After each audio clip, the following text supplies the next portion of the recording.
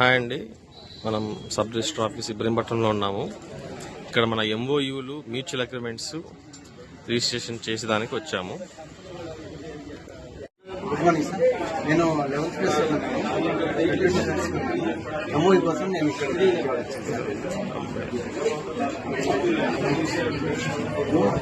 పర్లేదు కూర్చోండి.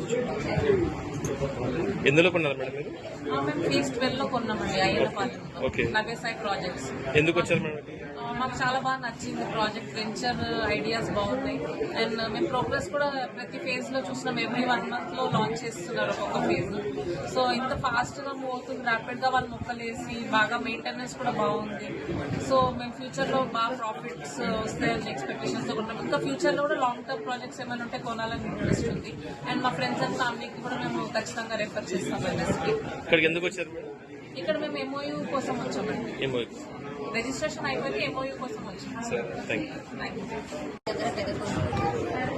ఈ రోజు ఇక్కడ విజయవాడ ఇబ్రహీంపట్నం దగ్గర మ్యూచువల్ అగ్రిమెంట్